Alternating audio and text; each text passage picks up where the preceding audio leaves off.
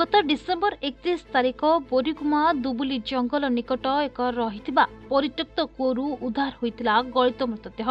मृतक जनक हेले उमेश यादव। 32 वर्षीय उमेश बोरीगुमा स्थित बिहारी देशी मद भाटी गत 4 मास धरी कार्य करुथिले। गत डिसेम्बर मास 30 तारिख से निखोज रहिथिले।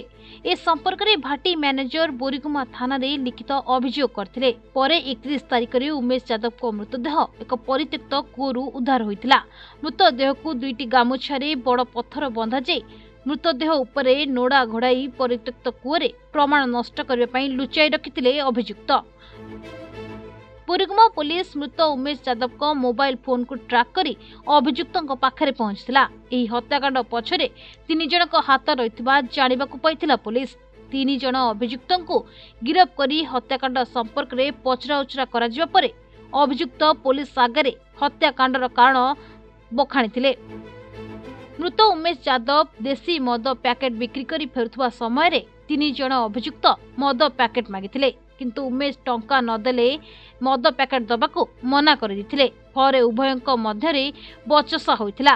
शेषरे एथिरे उत्त्यक्त होई एक काठ फालिया रे उमेश को मुंडरे आघात करथिले अभियुक्त।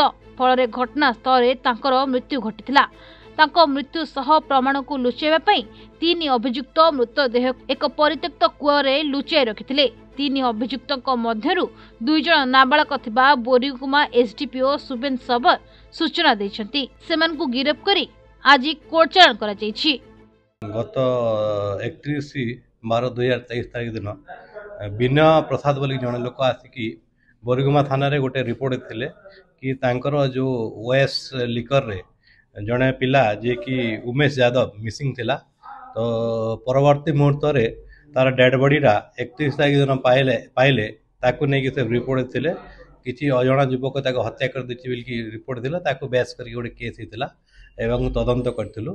तो तदंत रे आमे उमेश यादव रे जो मोबाइल को नेकी आमे ताको आधार करके आमे इन्वेस्टिगेशन करथिलु एवं इन्वेस्टिगेशन 3 जण एकुच को अरेस्ट करथिलु। से भीतर 2 जण जुवेनाइल थिले आ वर्तमान आम कस्टडी रछंती। आ तांकठुर आमे गोटे मोबाइल आ गोटे जो डिसीज रो मोटरसाइकेल टा एवं वेपन ऑफेंस टा आमे रिकवर करथिलु।